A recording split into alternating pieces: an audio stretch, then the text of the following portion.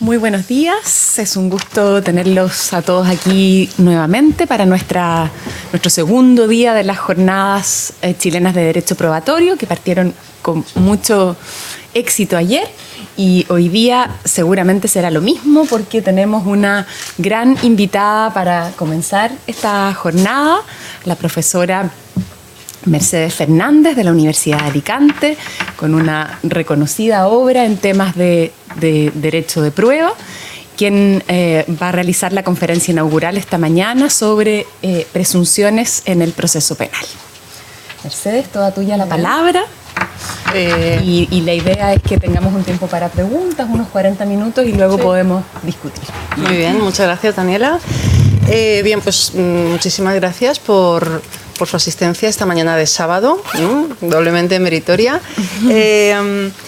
Me gustaría comenzar, creo que no porque sea un deber, sino porque realmente he sentido el agradecimiento, comenzar agradeciendo la invitación que se me ha cursado a formar parte de estas primeras jornadas de Derecho Probatorio, y quería manifestar públicamente que me siento muy honrada por formar parte del cartel de profesionales que estos días están teniendo la oportunidad de compartir con ustedes pues algunas cuestiones, pues algunas reflexiones que puedan pues ser sometidas al debate, que por la información que me ha llegado está siendo muy exitoso, y por lo tanto también aprovecho para felicitar a la organización, porque según me han dicho el resultado de ayer fue realmente un verdadero éxito. En segundo lugar, debo también manifestar una disculpa, y es que no pude estar presente en la jornada de ayer porque recién llegaba de viaje después de una semana fuera, y bueno, llegué por la tarde y me fue totalmente imposible estar aquí, así que me siento también un poco en deuda por no haber podido compartir con ustedes la sesión de ayer.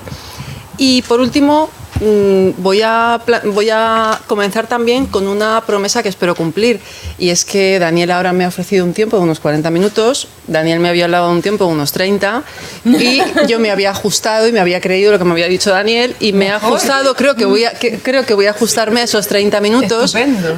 Porque me parece también más sugerente la idea de hacer una presentación breve y dar mayor lugar a la discusión posterior, que siempre creo que es mucho más enriquecedora, y si fuera necesario realizaría alguna explicación adicional al final de mi intervención o en el debate posterior. Así que me ceñiré absolutamente a esos 30 minutos, y creo que voy a liberar a la moderadora de la carga de tener que avisarme cuando queden unos tantos minutos. Voy a poner un temporizador que va a comenzar en este momento, con alarma, y a partir de ahora computan esos 30 minutos, sonarán unas campanitas avisando de que mi tiempo ha terminado y mi voz se apagará y les dará paso al debate. Me retiro. Bien, ¿cuál es mi objetivo para los siguientes 30 minutos? Fundamentalmente es plantearles si existe posibilidad de utilizar como técnica legislativa en el ámbito penal el uso de presunciones. Generalmente es tradicional considerar que en el ámbito penal, a diferencia del civil, donde suele ser muy habitual contar en los códigos sustantivos con normas presuntivas, normas basadas en presunciones, para regular ciertas relaciones jurídicas, en el ámbito penal nos encontramos con muchas reticencias basadas fundamentalmente, como no podía ser de otra manera, en un escrupuloso reconocimiento o respeto, ese pretendido respeto a la presunción de inocencia como límite infranqueable para el establecimiento de ciertas reglas que podrían suponer algún tipo de inversión de carga de la prueba, de tal manera que cualquier tipo de regla de naturaleza presuntiva acaba viéndose con cierta desconfianza, que se generaliza hasta el punto de considerar que no es posible acudir a este tipo de técnica, digamos, legislativa, y plantea pues, la dificultad de incorporar a los códigos penales algunos tipos que podrían resultar interesantes. Bien, mi propuesta, les decía, para estos 30 minutos es tratar de poner en cuestión esta idea, o al menos cuestionarla parcialmente. Tratar de mostrar que no todas las presunciones tienen el mismo papel sobre la carga de la prueba, como creo que ayer en algún momento de la discusión ya se debatió, y aportar algunas ideas que pudieran ser útiles para ver en qué medida es posible establecer algún tipo de regla general que nos permita saber qué tipos de presunciones, respecto de qué casos y en qué condiciones es posible establecer normas de presunción en el ámbito penal sin afectar al núcleo esencial del derecho a la presunción de inocencia como límite que, como digo, sigue siendo incuestionable en materia de distribución de las cargas probatorias o atribución, mejor dicho, de cargas probatorias en el ámbito penal. Para esto trataré de servirme de un ejemplo. Por cierto, Daniela, no te he comentado que ayer a última hora de la noche te envié la ponencia para subir a Dropbox. No pude hacerlo antes, me disculpo por ello. Así que si quisieran completar la información que voy a darles aquí, también allá pueden consultarlo. Les decía que voy a servirme para ello de un ejemplo que me parece bastante clarificador y creo que puede resultar cercano para todos nosotros que somos juristas, y en el ámbito latinoamericano me parece especialmente ilustrativo porque se trata de un tipo penal que se ha encontrado reflejo en los códigos penales de prácticamente toda Latinoamérica. Creo que Brasil es el único caso en el que no se prevé como tal, sino que tiene la naturaleza de ilícito administrativo, pero en el fondo los problemas que plantea vienen a ser los mismos. Y es el caso del enriquecimiento ilícito. La presunción o la norma penal que se basa en la presunción de que todo incremento patrimonial generalmente se reconduce al ámbito de la función pública, aunque también se prevé en algunos supuestos, en algunos países para particulares, pero como regla general se viene reconduciendo al ámbito de la función pública como un instrumento más de lucha contra la corrupción. Y consiste básicamente, como ustedes saben, en considerar que todo enriquecimiento a veces se califica como desproporcionado, a veces como... bueno, se utilizan distintos calificativos para hacer referencia a esa condición de enriquecimiento realmente con relevancia penal.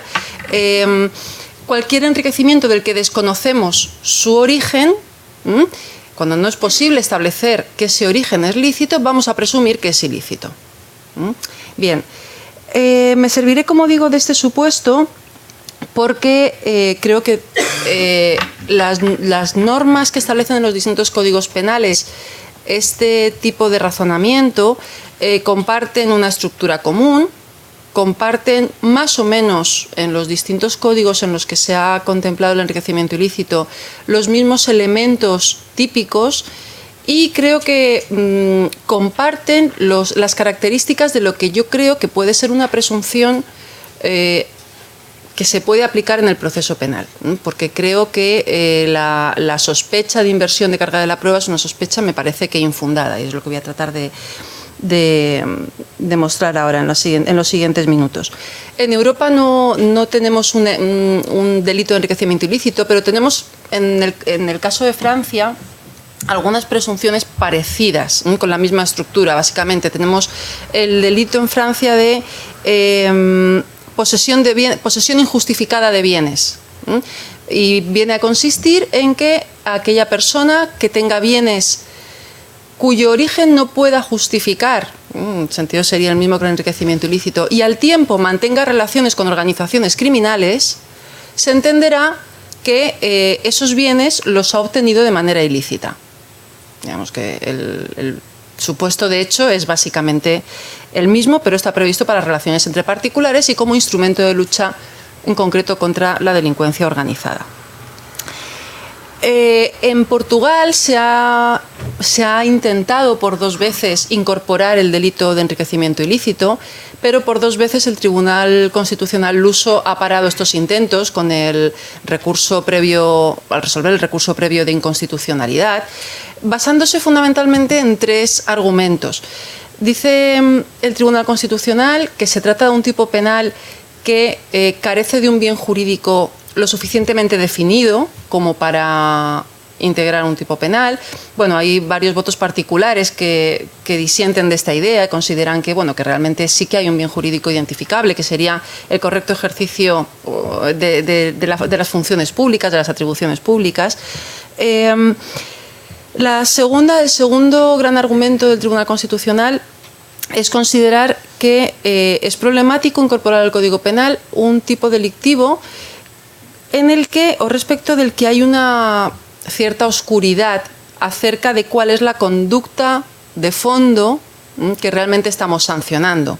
Porque aquí lo que estamos sancionando es un resultado, pero desconocemos de dónde proviene esa actividad o ese enriquecimiento que decimos que es ilícito. En realidad, ¿qué pasa con este tipo delictivo? Que se prevé generalmente con carácter subsidiario para todos aquellos casos en los que no es posible acreditar la existencia de otro tipo penal que resulta más difícil de probar. Bien, yo creo que esta crítica no es demasiado consistente en la medida, o bueno, no es demasiado consistente, no es desde luego lo que yo pretendo rebatir aquí. Esto excede muchísimo de lo que es mi ámbito de especialización.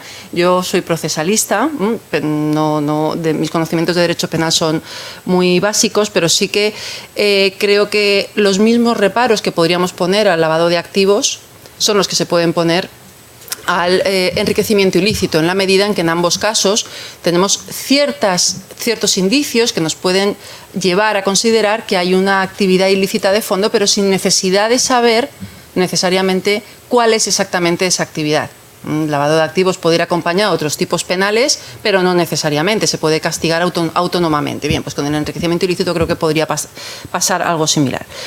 Estos dos primeros argumentos, más de naturaleza pues de política criminal, de derecho penal sustantivo, como digo, bueno, pues no son mi objetivo central. El objetivo central es rebatir el tercero de los que manifiesta el Tribunal Constitucional portugués, y es que dice que este tipo penal podría suponer una inversión de la carga de la prueba en contra del acusado al exigirle que acredite el origen lícito de los bienes para evitar ser castigado. Y aquí es donde está, yo creo, el gran punto o el gran aspecto a debatir en relación con el enriquecimiento ilícito. Si realmente el hecho de que el tipo penal en cualquiera de sus manifestaciones, ahora veremos cómo se ha regulado en algunos países, establezca expresamente la necesidad de que el acusado justifique el origen lícito de los bienes, supone alguna especialidad respecto de la aplicación de otros tipos penales. A mí me parece que no, que es una técnica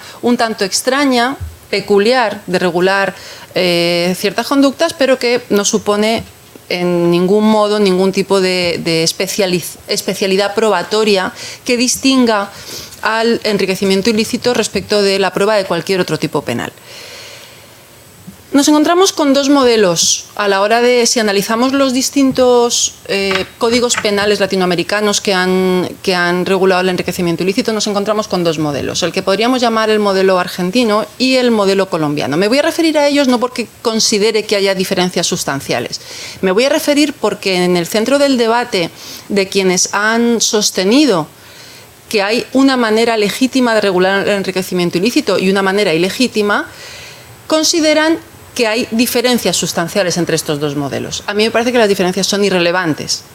Las diferencias pueden ser de matiz, las diferencias pueden implicar la existencia de algún elemento típico adicional o algún requisito más de punibilidad, pero en cualquier caso no me parece que afecten a la carga de la prueba, que es el aspecto central que yo me propongo tratar.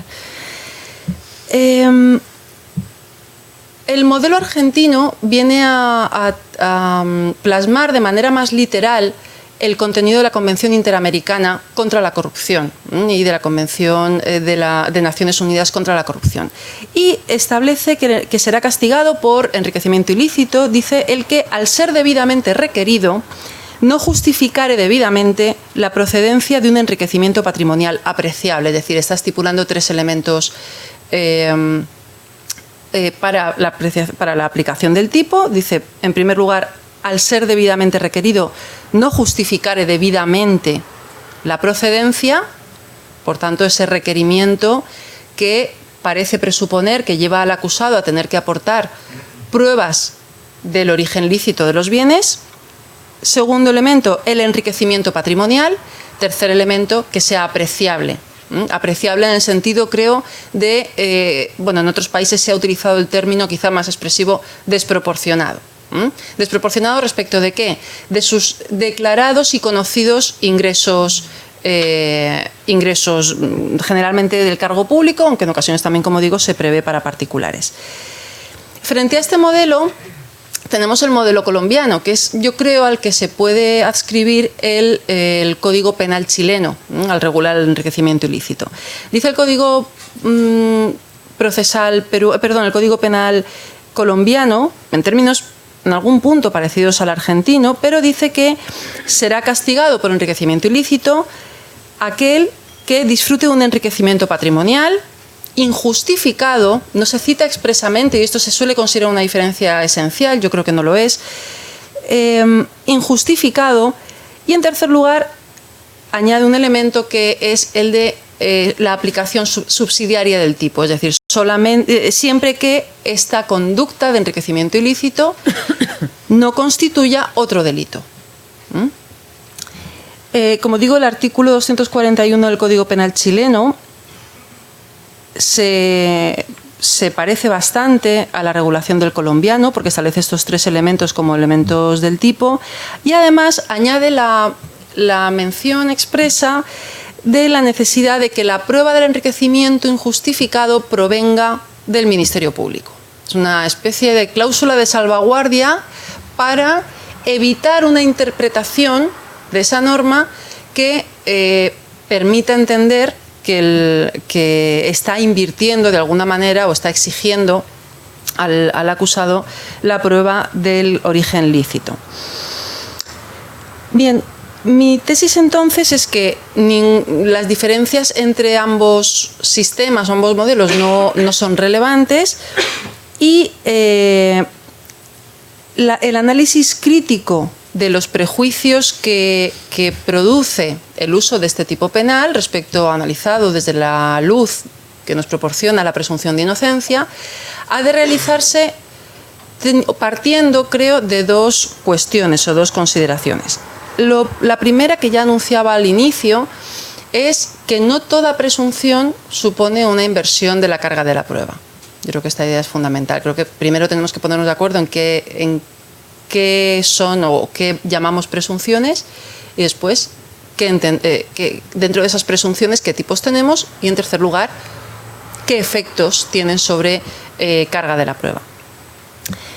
Segunda cuestión a tener en cuenta y analizar: lo que aparece en los tipos penales como un deber, o si queremos más bien como una carga para el acusado de colaboración consistente en aportar información del origen lícito de los bienes, creo que no es más que una manera un tanto, pues quizás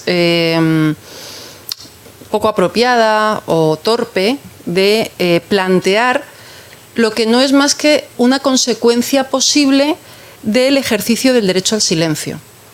Ejercicio del derecho al silencio como manifestación del derecho de defensa. Veremos que el ejercicio del derecho al silencio no tiene las mismas consecuencias, no tiene los mismos efectos según la eficacia o según el peso de la prueba que haya aportado la acusación.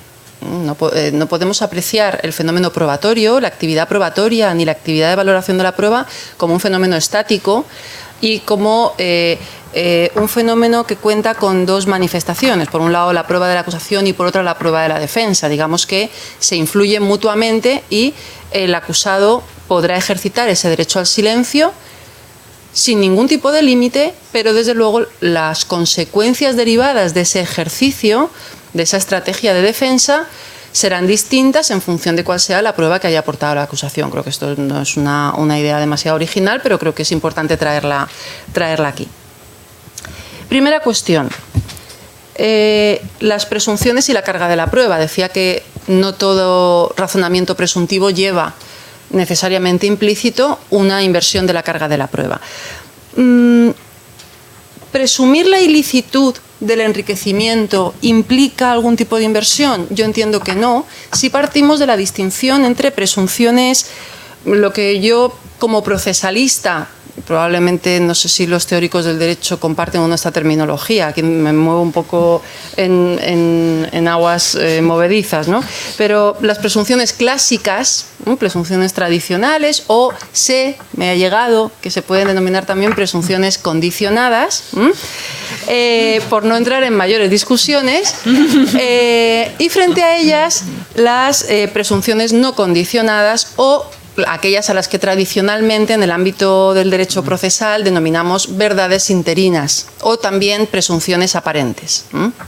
Esta distinción ya clásica creo que sigue siendo fundamental. Dentro de las presunciones clásicas o condicionadas nos encontramos con una estructura que se repite en todos los casos. Nos vamos a encontrar con 3 elementos que forman la presunción: el antecedente, el consecuente o hecho presumido, y entre ellos la existencia de una regla que nos permite dar el paso del antecedente al consecuente. Bien, esa regla no siempre es una máxima de experiencia, lo es en aquellos casos en los que estamos ante presunciones clásicas o condicionadas que admiten prueba en contrario, es decir, en aquellos casos en los que la presunción tiene una finalidad epistémica, una finalidad de favorecer de algún modo la búsqueda de la verdad, y favorecerlo normalmente en el contexto de una actividad probatoria compleja. Y no es que en el caso del enriquecimiento ilícito nos encontremos con conductas complejas, es que nos encontramos con muchas dificultades para llegar a acceder a una conducta típica muy sencilla, que es entregar y recibir dinero. La cuestión es cómo llegamos a saber cuál es el negocio jurídico ilícito que está en la base. Sabemos que ha habido algún tipo de trato, algún tipo de negocio ilícito, pero no podemos llegar a saber si se ha tratado de un soborno, de un cohecho. Es decir, esa es la función del enriquecimiento ilícito, la de alguna manera favorecer la prueba de hechos que de otra manera resultaría mucho más difícil acreditar. Como digo, en el caso de las presunciones clásicas o condicionadas, hablaríamos de presunciones derrotables cuando cabe prueba en contrario de la existencia del consecuente, del hecho presumido, y presunciones inderrotables cuando hablamos de las clásicas presunciones juris et de jure, es decir, aquellas presunciones que no pueden ser objeto de prueba en contrario. Cuando hablo de presunciones inderrotables dentro de las presunciones condicionadas, me refiero exclusivamente a que no cabe prueba en contrario del hecho presumido. Sí cabe cuestionar la existencia del antecedente, y en ese caso hablaríamos no sé, de no aplicación de la presunción, pero el elemento característico y que diferencia las presunciones derrotables de las inderrotables es la posibilidad de existencia de prueba respecto del consecuente de la presunción. Las finalidades que persiguen ambos tipos de presunciones pueden ser distintas. Supongo que Daniel González Lagier ayer ya en algún momento, no sé si de su exposición o en el debate, pudo comentar algunas cuestiones en relación con este tema, pero bueno, en cualquier caso luego podemos incidir algo más si fuera necesario.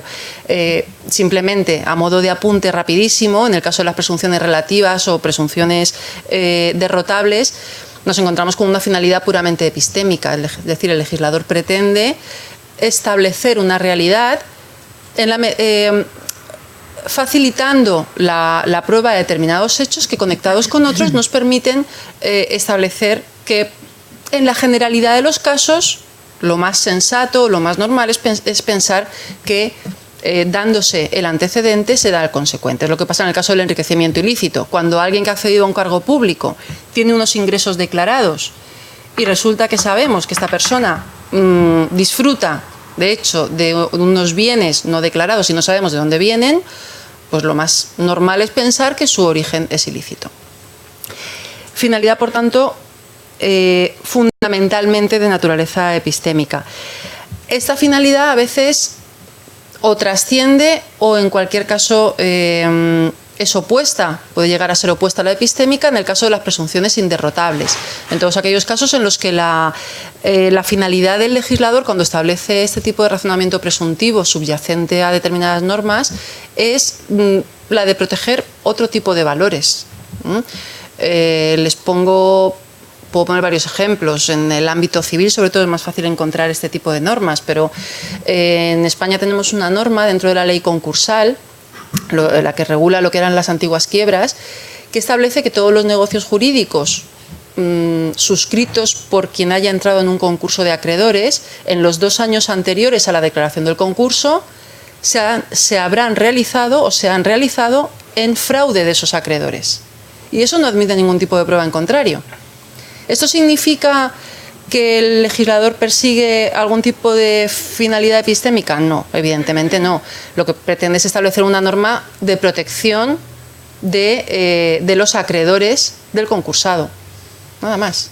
No quiere saber si hay o no algún negocio jurídico válido celebrado entre esos o realizado con buena fe en esos 2 años anteriores. Luego, en el ámbito penal sí que es cierto que no se utiliza abiertamente este tipo de relación, o no se utiliza de manera muy extendida, pero sí podemos encontrar algunas manifestaciones que más que recibir a veces el tratamiento de presunciones, parece como que se llevan al ámbito o se consideran ficciones jurídicas, normas constitutivas. Yo no sé, desde luego a mí me pilla muy lejos de lo que es mi disciplina, pero en cualquier caso sí que creo que el modo de prever ciertas conductas responde a este modo o esta necesidad de proteger determinados valores de manera inderrotable. El caso, por ejemplo, de la norma que prevé los abusos sexuales sobre menores en el Código Penal español, el artículo, creo recordar, 183 o 181, establece que todas aquellas relaciones sexuales mantenidas con un menor de 16 años serán consideradas abusos sexuales no consentidos. O si quieren, no consentidos y, por tanto, abusos sexuales. Pues bien, yo creo que esto podemos trasladarlo o darle la forma de presunción, en el sentido de que nos vamos a encontrar con un antecedente que consiste en la existencia de la relación sexual con un menor de 16 años y con una consecuencia anudada necesariamente a esa conducta, sin posibilidad de aportar prueba en contrario, que es la consecuencia de considerar que estamos ante un abuso sexual. ¿Que es posible que en el caso concreto haya habido consentimiento? Sí, pero el legislador lo considera totalmente irrelevante. Consentimiento de un menor de 16 años no produce ningún tipo de efecto. Solamente cabría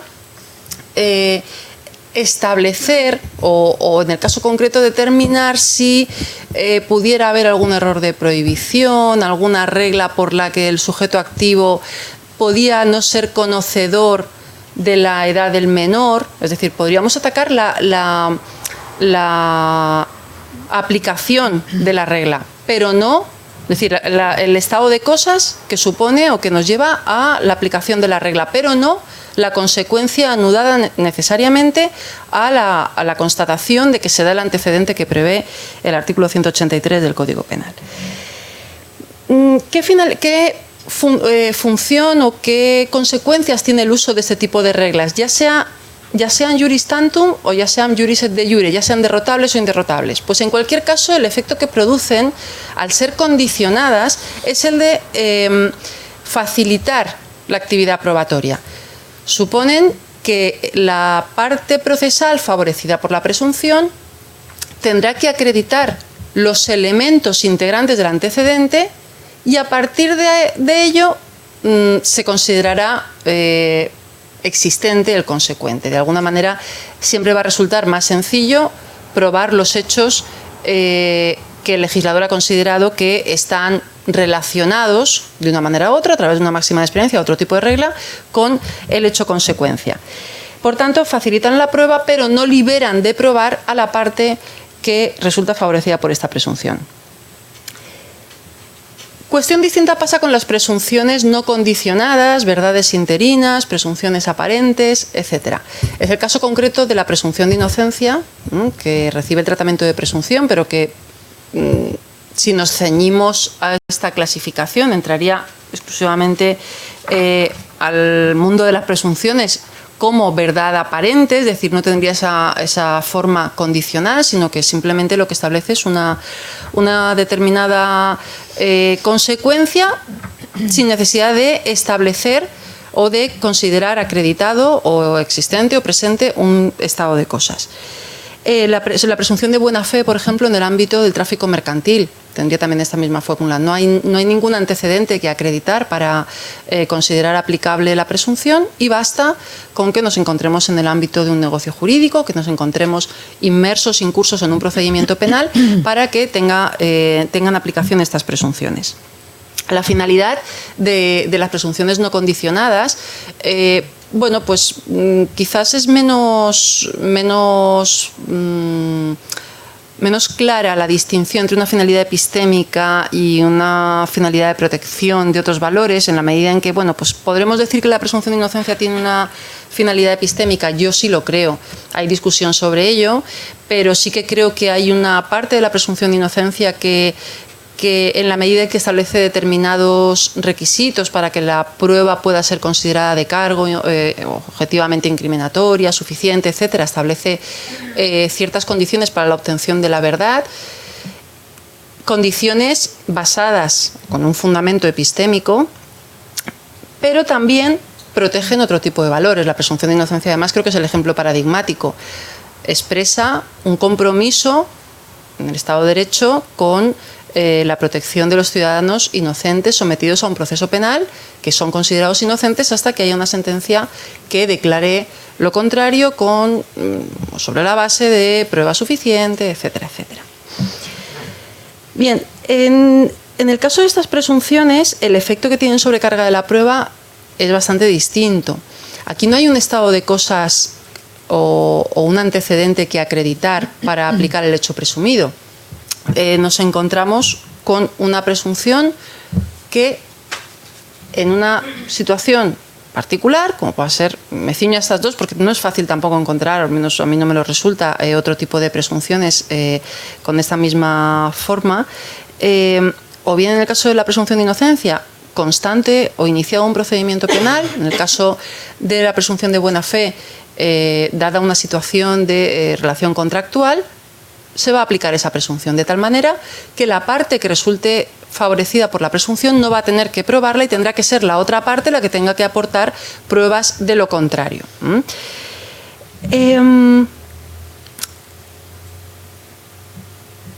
¿Qué ocurre con la presunción del origen ilícito del enriquecimiento patrimonial?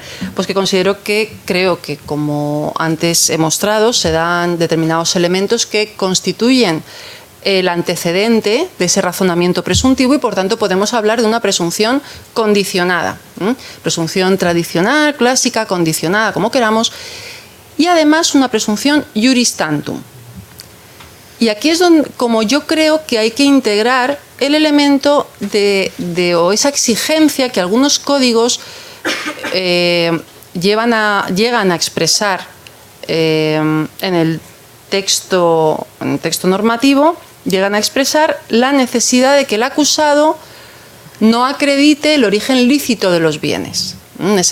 Eso que parece que se ha querido llevar al ámbito de la colaboración a modo de carga o deber del acusado, creo que no es más que la posibilidad de que aporte prueba en contrario, que está absolutamente vinculada al uso de presunciones iuris tantum y, por tanto, derrotables. Me voy a conceder 2 minutos. Muy bien. Aunque está la concesión. 5 también. Vale. Bien, es presunción condicionada porque su aplicación requiere al menos la existencia de 2 elementos. Algunos otros tipos penales hemos visto en el colombiano, también quizá en el chileno, algún otro más, pero fundamentalmente la existencia del enriquecimiento, ese incremento patrimonial, elemento fáctico claramente, y un segundo elemento más de naturaleza valorativa, que es su carácter desproporcionado. Dándose estas 2 condiciones, quedando acreditadas por la acusación, en la medida en que son los elementos constitutivos que el Código Penal prevé como elementos constitutivos del hecho, entonces podemos concluir que el enriquecimiento es ilícito. Es una presunción, además, relativa. Admite prueba en contrario. ¿Cuál es la prueba que puede plantear el acusado? 1. Puede plantear prueba en contra de la existencia del antecedente, es decir, negar el incremento patrimonial o negar el carácter desproporcionado. O bien puede aportar prueba sobre su origen lícito y, por tanto, cuestionar el nexo o la máxima de experiencia en la que se fundamenta la aplicación, en el caso concreto, de la presunción de ilicitud. Creo, como decía, y con esto paso al análisis rapidísimo del segundo elemento y lo debatimos, si quieren, ahora a continuación. Creo que lo que distorsiona es la manera de incorporar al tipo penal la actividad probatoria que puede desarrollar el acusado como parte del ejercicio de su derecho de defensa. Es decir, el acusado puede optar por permanecer en silencio, como en cualquier otro supuesto, y en ese caso el silencio puede llegar a ser utilizado como indicio que viene a corroborar la prueba de la acusación. ¿Esto significa que se le otorga un valor al silencio que no debe tener? No, significa que la actividad probatoria es dinámica, significa que una vez que ya tenemos un cuadro probatorio de cargo con peso suficiente para llegar a alcanzar una sentencia condenatoria, si además disponemos del silencio del acusado como un elemento más, lo podemos utilizar para mejorar la motivación de la sentencia. Es decir, creo, y esto me parece que es una idea importante, el ejercicio del derecho al silencio no puede utilizarse como elemento que complete el cuadro probatorio para llegar a alcanzar la suficiencia necesaria para condenar por enriquecimiento ilícito, sino que el cuadro probatorio debe ser suficiente por sí mismo para alcanzar esa consecuencia. Lo que creo que hace el silencio del acusado es enriquecer, como un elemento probatorio más, la decisión del juez al establecer esa relación entre los elementos típicos que han sido probados por la acusación y la conclusión, que es la presencia del enriquecimiento ilícito.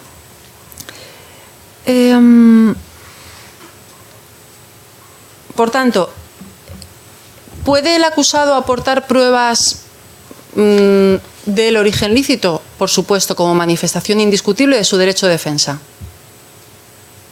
Y creo que poco más se puede decir. Podemos ampliar más la discusión a continuación, pero creo que no es ni una carga ni implica que el acusado tenga que hacerlo antes de que la acusación haya aportado pruebas de los elementos típicos del enriquecimiento ilícito.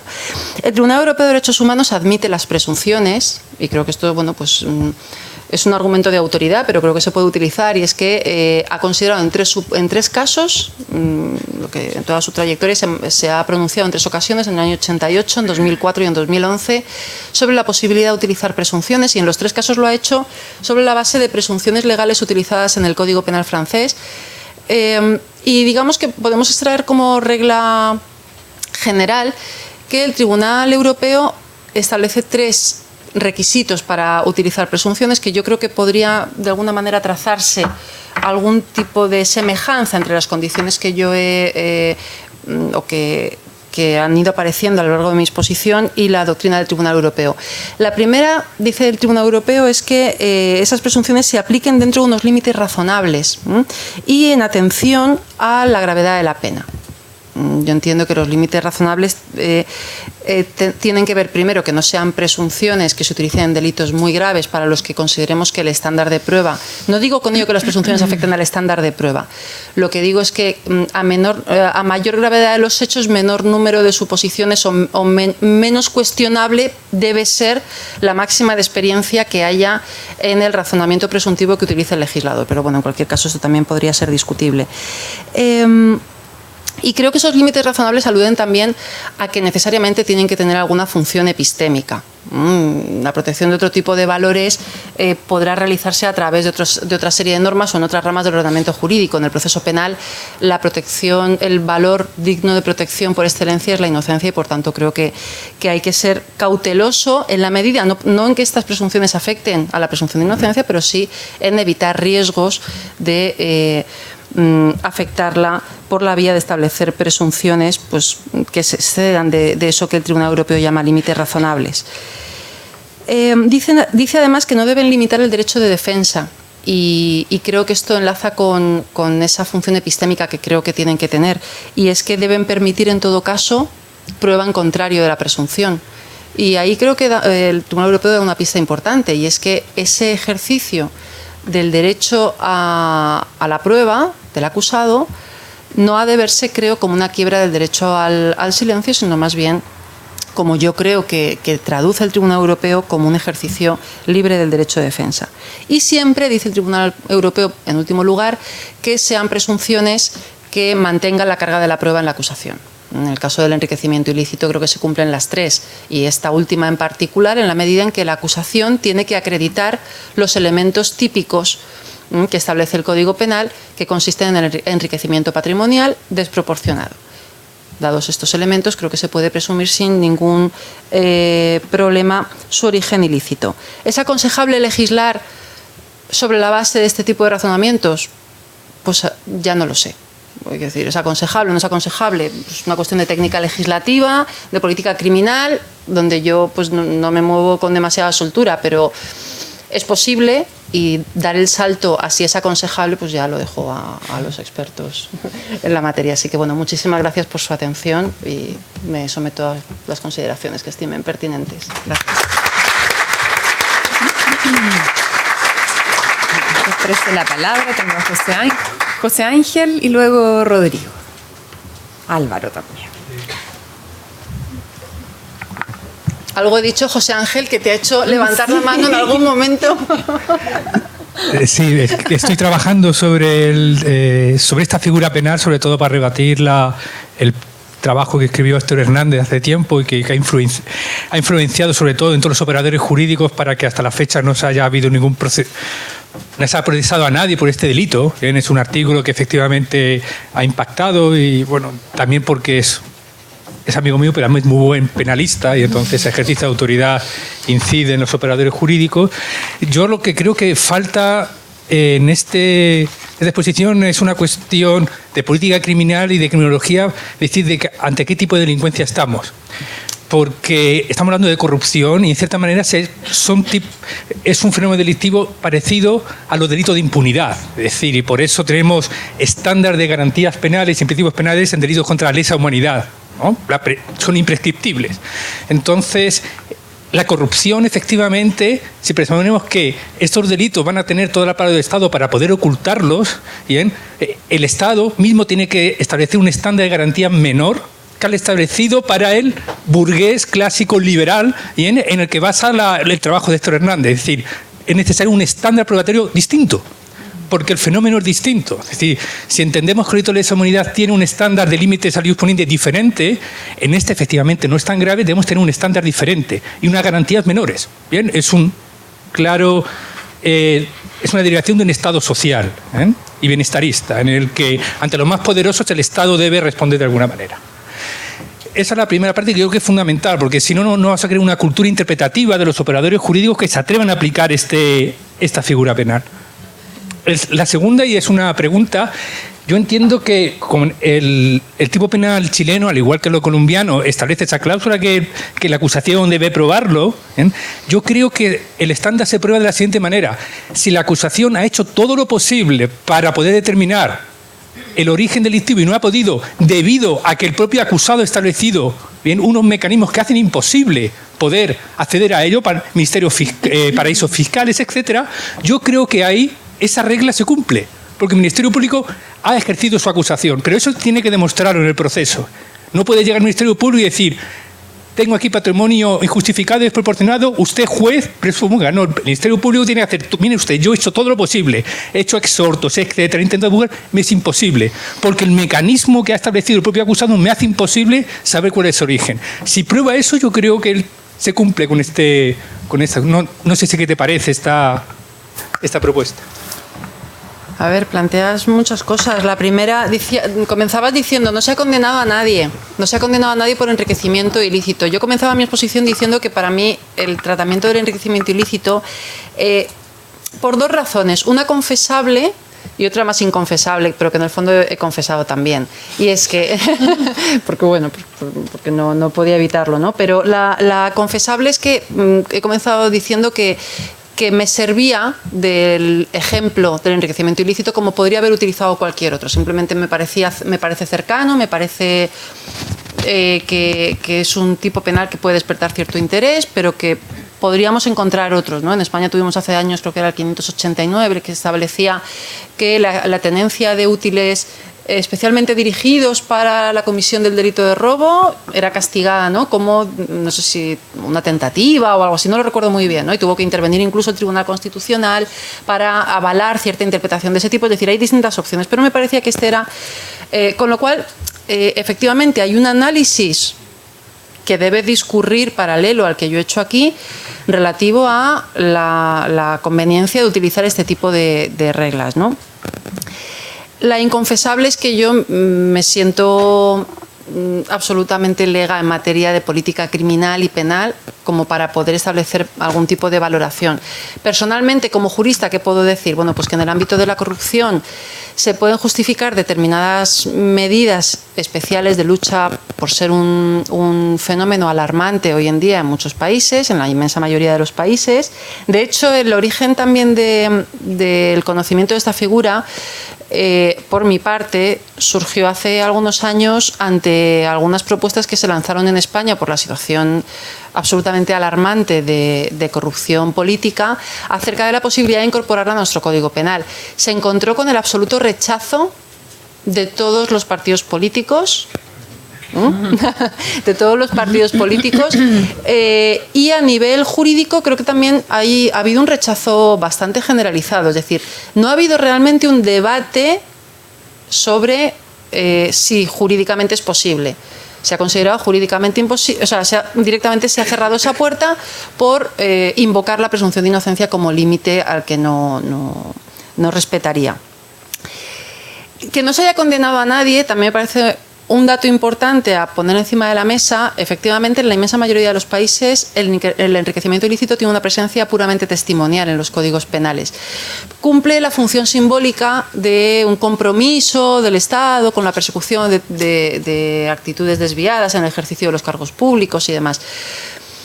Yo, como digo, no pretendo llevar mi intervención al terreno de lo penal o al terreno de la política criminal, porque no me muevo con demasiada soltura.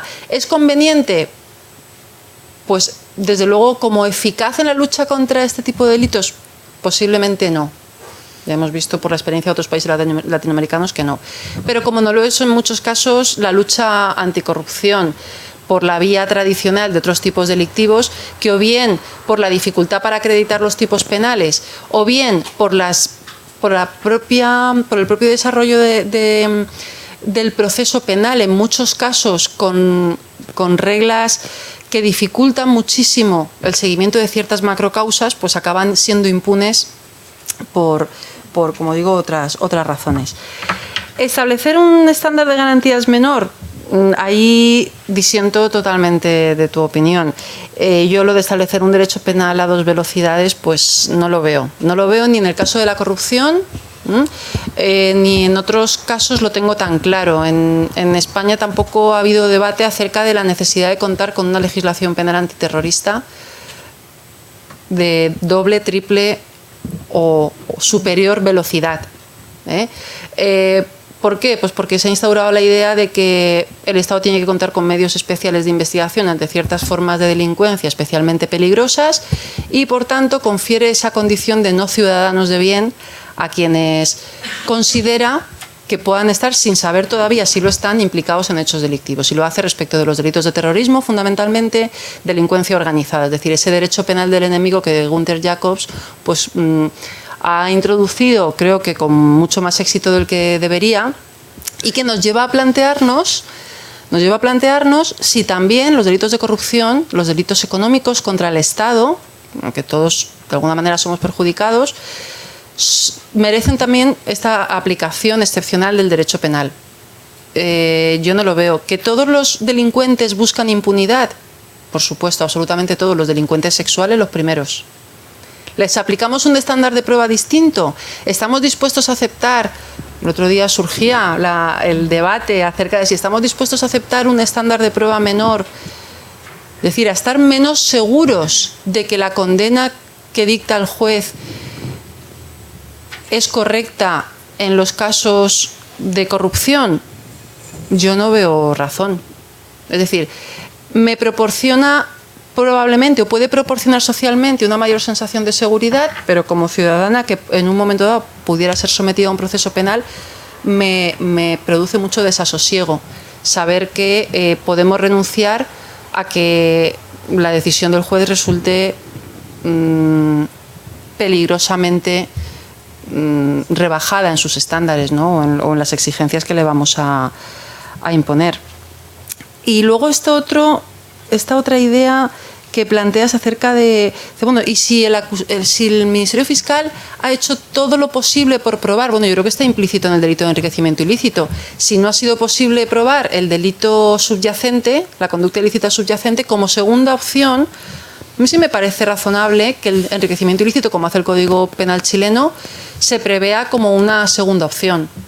Primero, porque nos parece que elimina un elemento de cierta incertidumbre, por mucho que estemos seguros de que la única consecuencia posible es la de considerar que su origen es ilícito, siempre cabe alguna posibilidad de que no lo sea.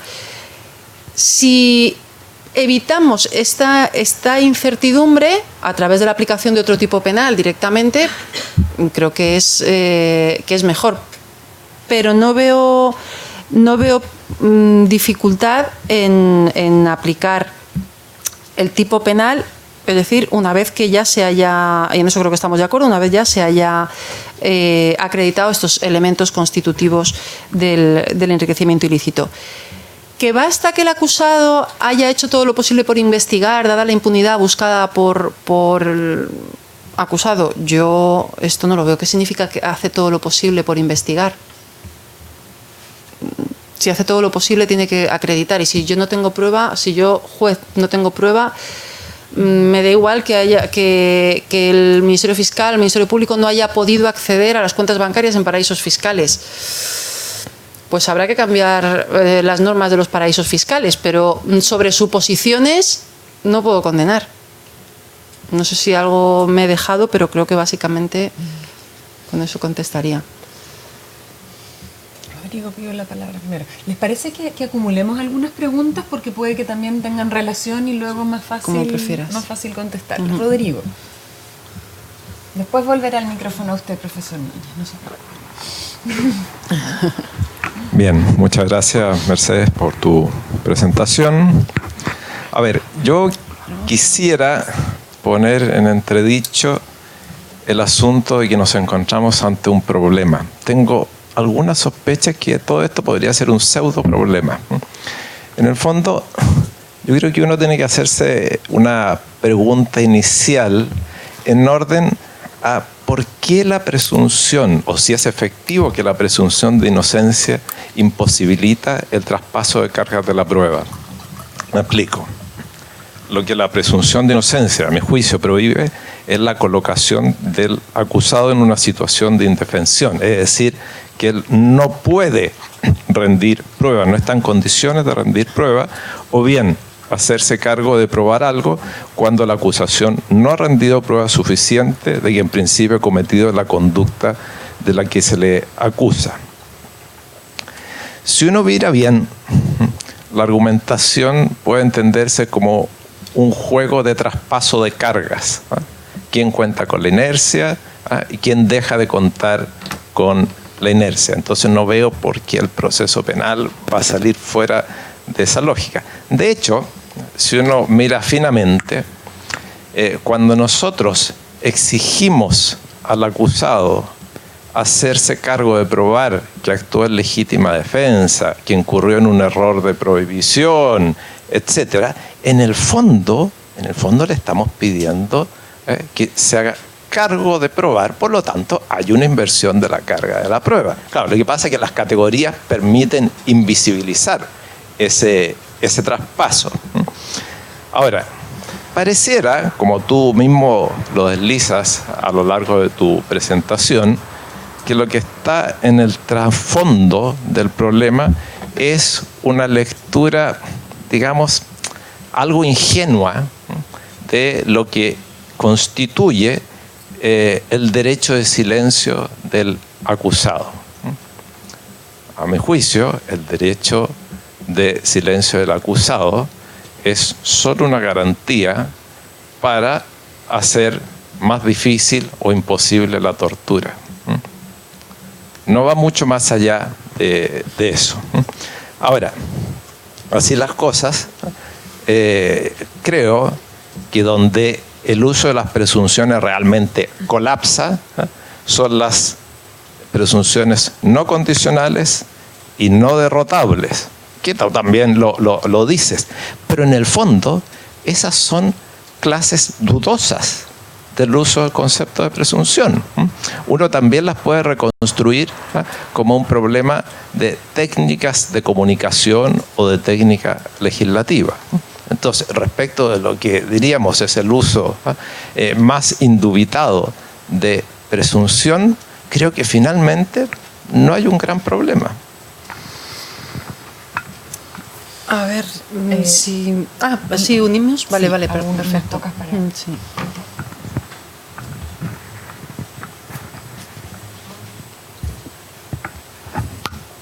Buenos días, muchas gracias, Merche, por la ponencia. A ver, quiero completar una cosa que te ha dicho José que tal vez no se haya terminado de entender. Esto en primer lugar. El dúo. Van entrando. Somos el tándem. Exactamente, somos pareja de hecho. Y de Norma también. A ver, lo que me parece que estaba diciendo era reforzar el antecedente exigiendo una condición negativa. ¿En qué sentido? Se tiene que mostrar que se ha intentado acceder a toda la información que podría voluntariamente entregar el inculpado, pero que no lo hace. Es decir, en ese caso cumplo el antecedente. No es simplemente hacer todo lo posible, es hacer todo lo posible que uno no consigue hacer sin que el inculpado colabore. ¿Se entiende esto? Y reforzar el consecuente, considerarla no juris tantum, sino parece juris et de jure, por lo que estaba diciendo. Es que, a ver, se ha intentado hacer...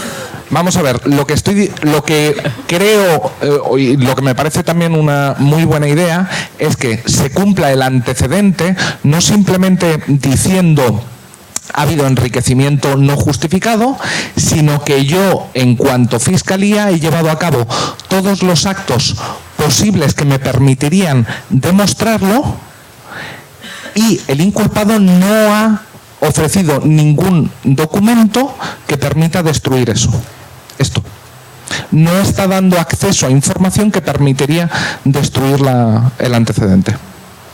Tiene cuentas en Suiza, el banco suizo no me informa, él podría simplemente mandar los recibos de la cuenta en Suiza y se acabaría el problema. No lo hace, entonces se cumple el antecedente.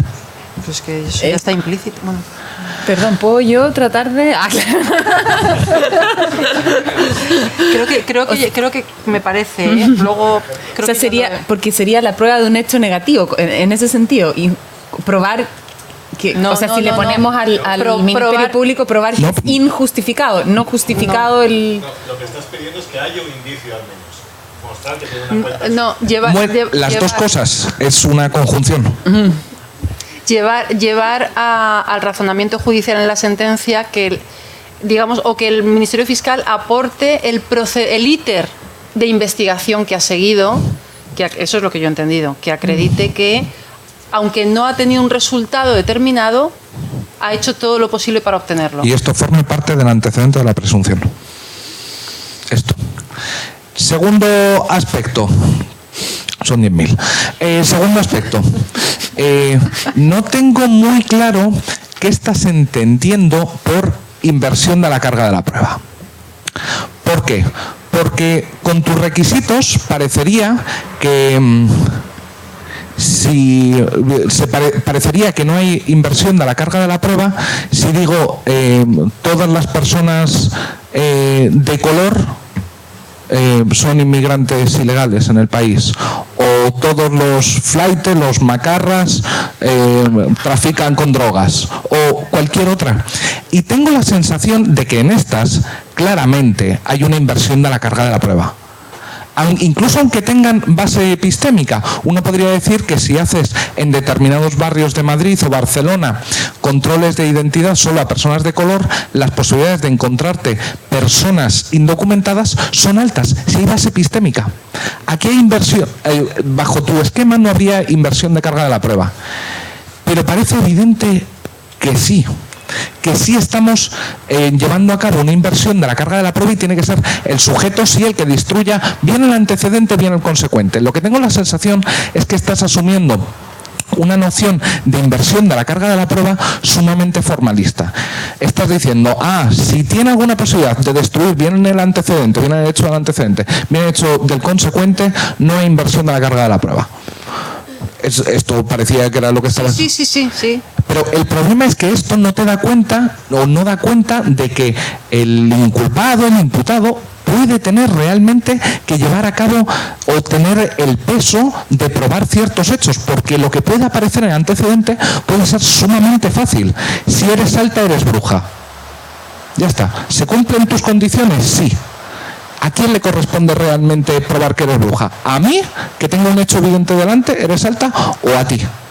Y esto me suena un poco raro. Gracias. Una palabra más para Jonathan, que le había pedido.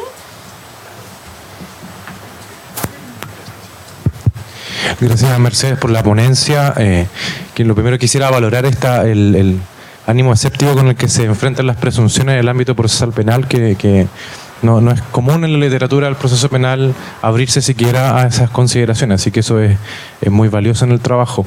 A mí hay una cosa que me resonó, que quizá viene conectada con otras preguntas, pero dijiste, y me gustaría ver si pudieras quizá ahondar en las razones respecto de esta afirmación, ¿no?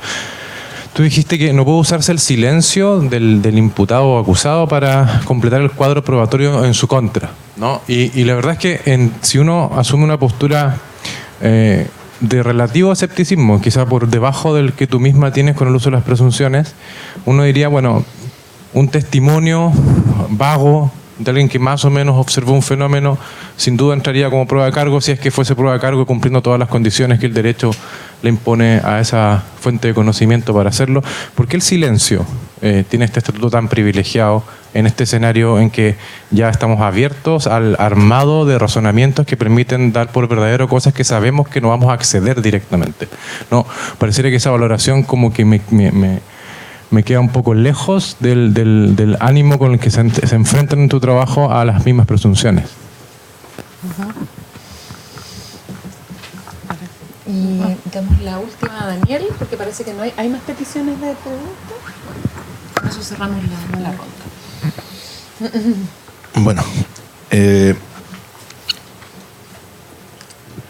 a ver, en algún momento me parece que has identificado, es una cuestión de detalle, voy poniéndome precavido por si acaso luego la discusión, es una cuestión de detalle mínimo, pero en algún momento me parece que has identificado las presunciones derrotables con las que necesariamente tienen una finalidad epistemológica y las inderrotables no tienen una finalidad epistemológica. Yo diría que son... No, pues entonces no... Me parece que las has identificado. Retiro la pregunta. Y yo creo que son cuestiones independientes. A lo mejor es decir, todo depende de si uno lo que quiere es hacer una clasificación de las presunciones que normalmente nos encontramos o una clasificación de las teóricamente posible, de los tipos de presunciones. Y luego algunos a lo mejor son conjuntos más vacíos que otros, o de otros es más fácil encontrar muchos ejemplos, etc. Yo creo que es independiente que tengan una fundamentación epistemológica o no, y que sean derrotables o inderrotables. Aunque es verdad que es difícil encontrar algunas presunciones, o sea, difícil encontrar presunciones que no sean derrotables y que tengan al mismo tiempo una finalidad epistemológica. Normalmente las que no son derrotables no tienen una finalidad o un fundamento epistemológico, pero sería posible encontrar alguna. Las demás son críticas para los demás. Lo del profesor José Ángel Fernández. Yo lo he entendido... Entonces primero le damos la palabra a Mercedes. No, porque luego vuelvo a alguna cosa que tiene que ver con lo que ha dicho ella.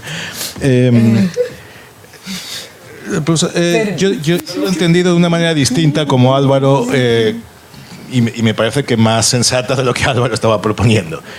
Creo que venías a decir como que aquí a lo mejor en el estándar de prueba bastaba con, pero relacionado con el estándar de prueba, no tanto con la idea de presunción, con mostrar que la fiscal o la acusación ha hecho todo lo posible y no ha conseguido averiguar nada. Pero llevando como esto ya sería suficiente entonces para...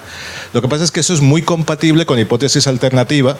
Si el fiscal no ha conseguido probar nada, es totalmente compatible con la hipótesis alternativa de que no haya enriquecimiento ilícito. Entonces, me parece que es un estándar de prueba demasiado bajo. Sí.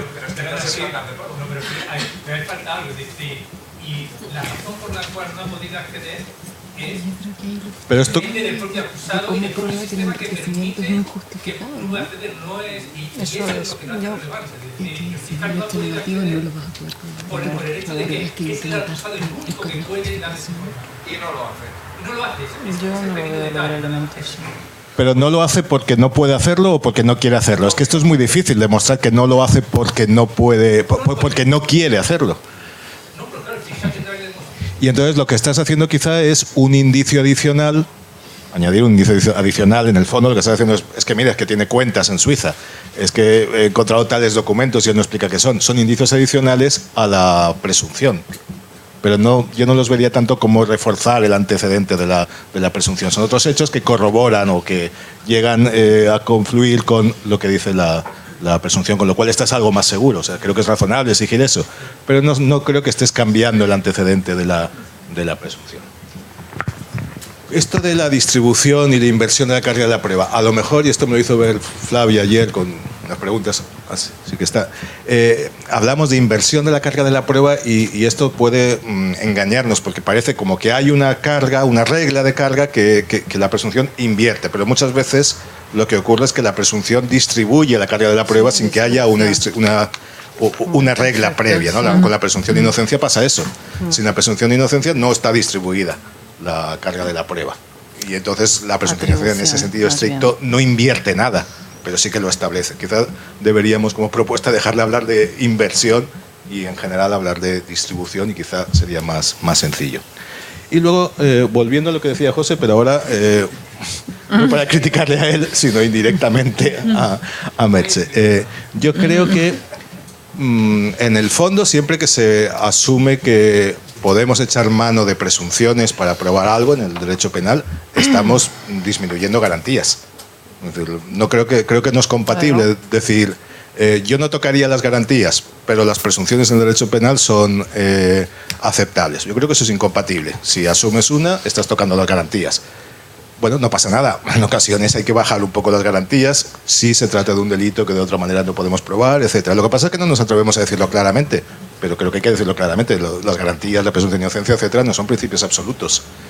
Yo creo que en esto el profesor Coloma sí que estará de acuerdo. Es una cuestión de costes, como decíamos ayer. Y aquí hay un coste, el tener que disminuir las garantías, que estamos dispuestos a aceptar en este tipo de delitos.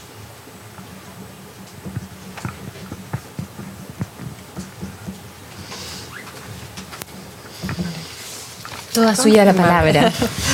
Bueno, a ver, no sé si voy a recordar todas las cuestiones que se han planteado, porque eran muchas, pero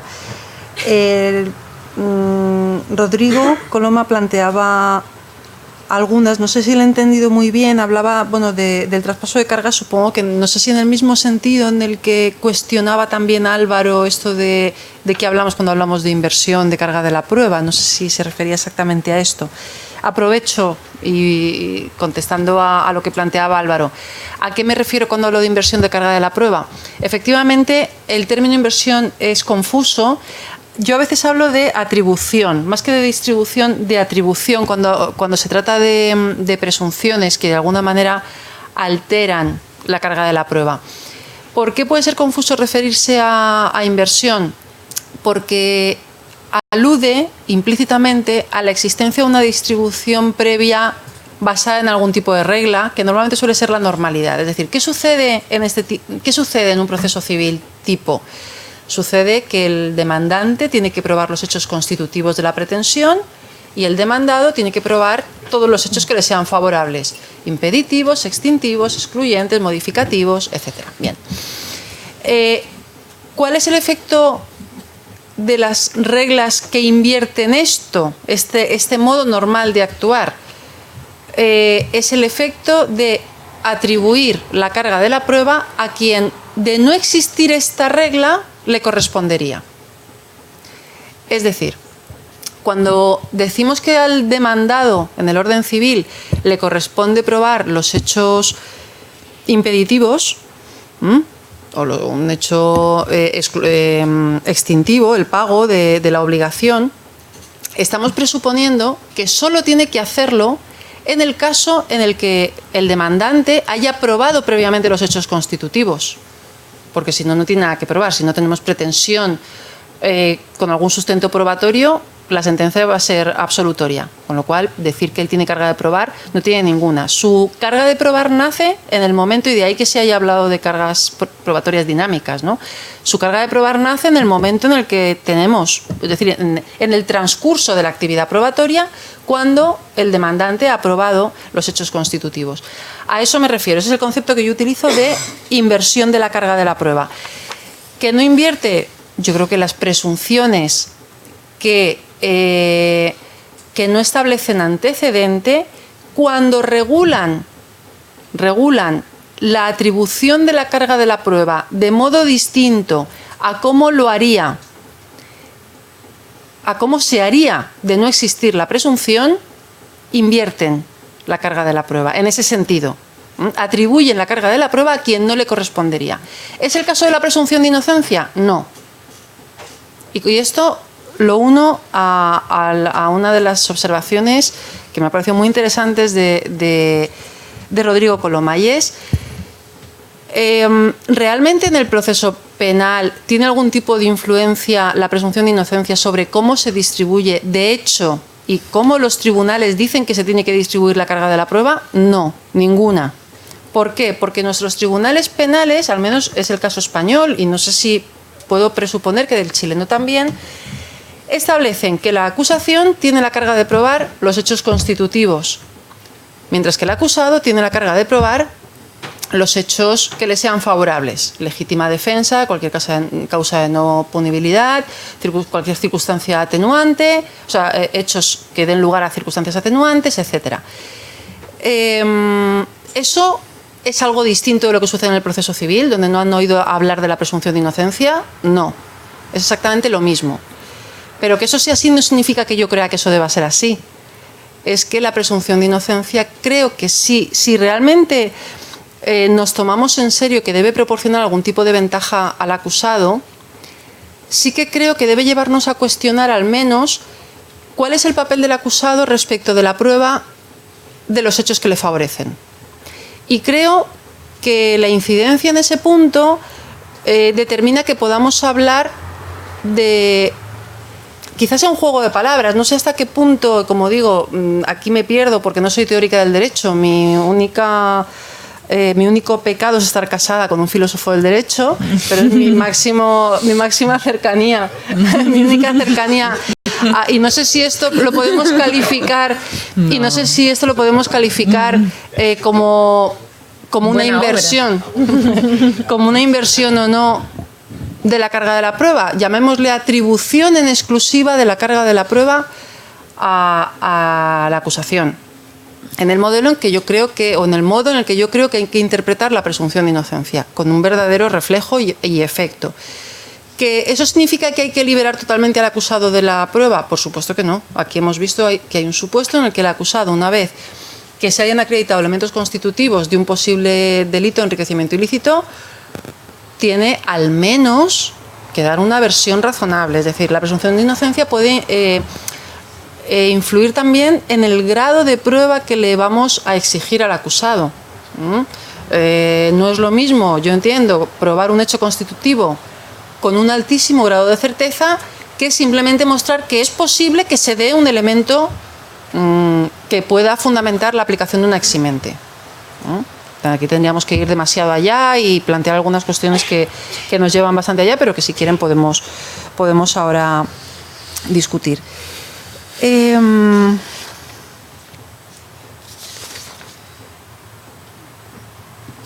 Decía Álvaro también que hay casos en los que si se produce esa inversión cuando el elemento constitutivo es sumamente fácil. Sumamente fácil hasta el punto de que libera de la carga de la prueba. Supongo que eso es lo que vendrías a decir. Quiero decir, la prueba sería la de un hecho notorio. Pero me parecería que efectivamente estamos haciendo una rebaja injustificada de garantías. Que aceptemos la existencia, y ahí creo que Daniel tiene razón, que aceptemos la exigencia de ciertas renuncias dentro de lo que debe ser el contenido esencial de las garantías procesales, no significa que las vaciemos de contenido. Establecer por la vía establecer como elemento constitutivo de un tipo penal un hecho que no requiere ningún tipo de prueba sería recurrir de manera ficticia a una presunción condicionada, que me parecería una trampa. Y efectivamente ahí es donde entra, yo creo, la idea del Tribunal Europeo de entender en cada caso qué son los límites razonables del uso de presunciones. Claro, los límites razonables yo creo que se tienen que medir en términos de función epistémica, valorar cuál es la máxima de experiencia que está detrás de ese razonamiento presuntivo, valorar si está bien fundada o no, valorar la gravedad y la necesidad de acudir a esta manera de rebajar garantías, porque en el fondo, cuando yo digo, y ahora lo diré con algo más de detalle, que no invierten la carga de la prueba, no digo que no afecten a la presunción de inocencia. Ahí alguien ha dado un salto en el vacío que yo no he dado, ¿vale? Yo digo que mi análisis se ha ceñido estrictamente a valorar si invierten la carga de la prueba. Y desde ese punto, la presunción de inocencia es mucho más. ¿Que limitan de alguna manera la presunción de inocencia? Claro que la limitan. Lo que creo es que tanto el juez cuando aplica los tipos penales como el legislador tienen que recurrir a la ponderación. Y hay casos en los que, digamos, ¿hasta dónde estaría dispuesta a aceptar que hay que hacer un sacrificio de garantías procesales? Hasta el punto de exigir que directamente se presuma que todo político que ha accedido a un cargo público, que disfrute de algún bien que no sepamos muy bien de dónde pueda venir, ha cometido un delito de enriquecimiento ilícito. No. Que esté dispuesta a aceptar que se pueda facilitar de algún modo la tarea de la acusación en delitos que son especialmente cometidos buscando la impunidad. Sí, es posible, siempre y cuando utilicemos, como dice el Tribunal Europeo, unos límites, dentro de esos límites razonables que incluirían el análisis de la finalidad epistémica y, sobre todo, que la máxima de experiencia, es decir, limitar al máximo la afectación o la incertidumbre que nos va a generar recurrir a un razonamiento presuntivo, que siempre introduce un límite de incertidumbre algo superior al que nos podemos encontrar en otros casos. Ese es el planteamiento que a mí me gustaría hacer.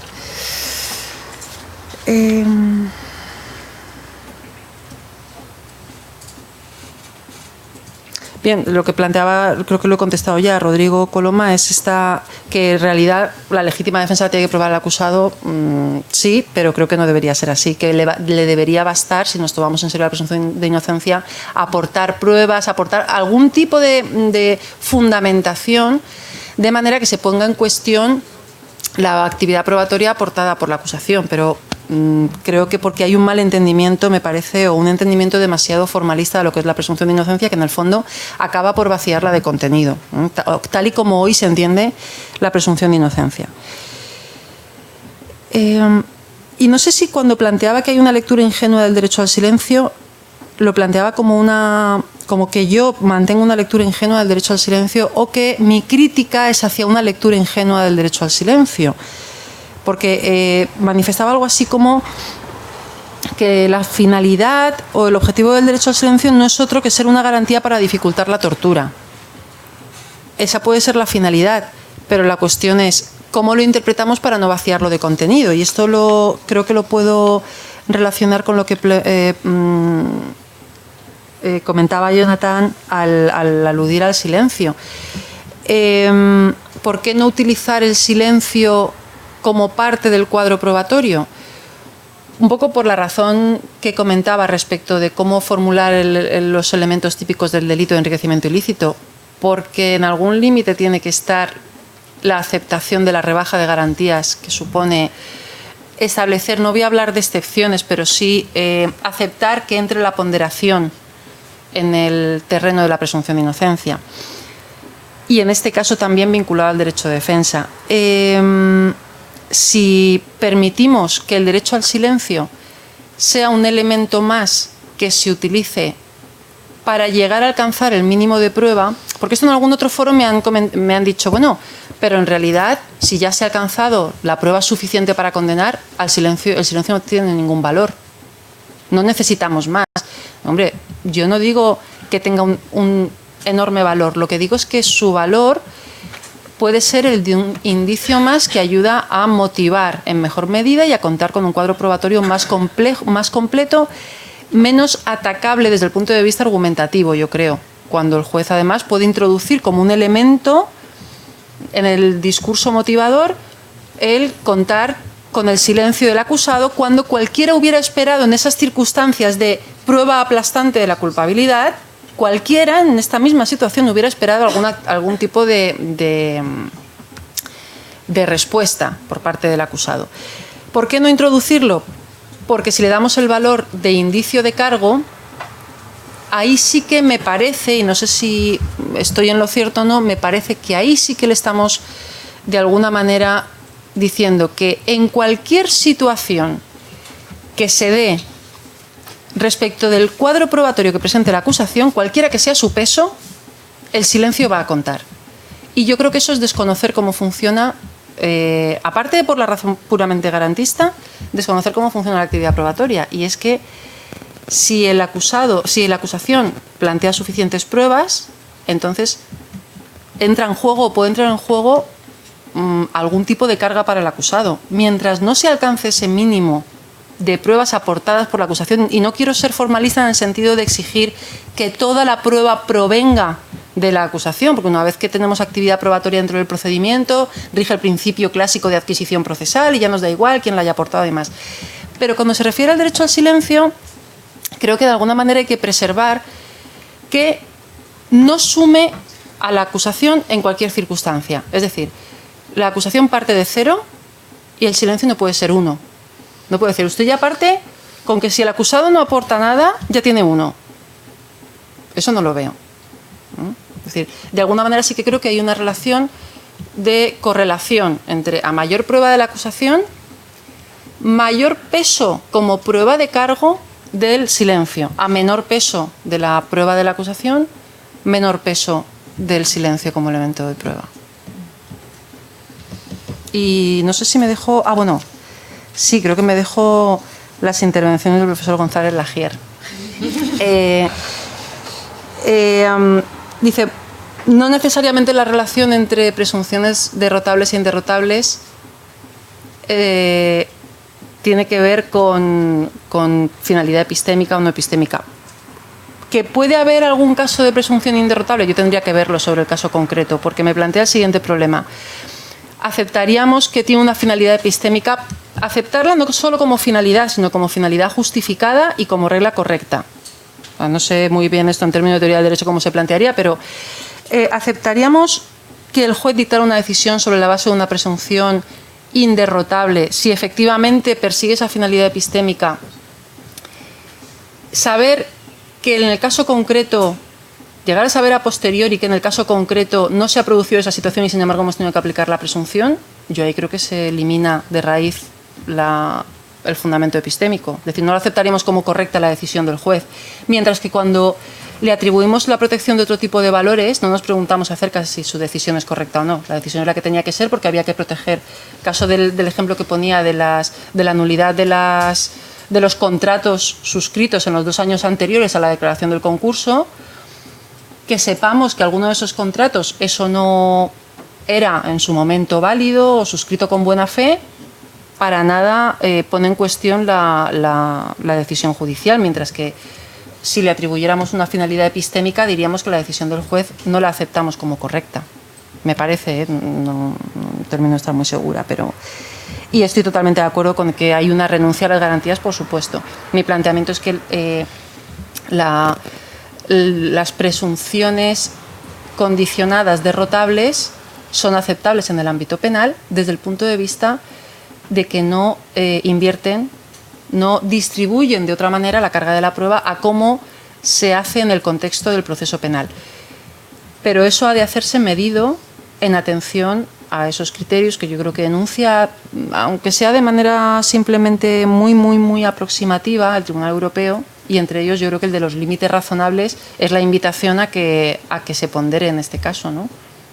Y ver en qué punto procede o no llevar a cabo esa rebaja de garantías, en qué casos está justificado. Rebaja de garantías, que yo tampoco tengo muy claro que sea una rebaja de garantías. Es una rebaja de garantías porque, por supuesto, la presunción de inocencia, como cualquier otro derecho, no es absoluto. Es limitable y la mayor prueba de ello es que lo que establece la presunción de inocencia son ciertos requisitos en la actividad probatoria para que pueda llegarse a dar una sentencia condenatoria. Eso significa que los requisitos derivados de la presunción de inocencia son los propios límites de la presunción, o sea, los propios requisitos para limitar el derecho a la presunción de inocencia.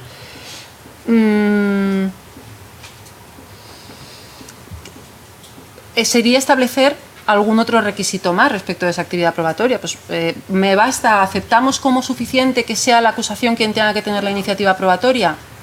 Desde luego creo que ese es un límite infranqueable. Dentro de esto, ¿cuál es el nivel de prueba que le vamos a exigir? Porque a mayor flexibilidad, a menor número de elementos típicos, de elementos de hecho típicos, mayor facilidad para la acusación, tanto en número como en calidad seguramente de esos indicios.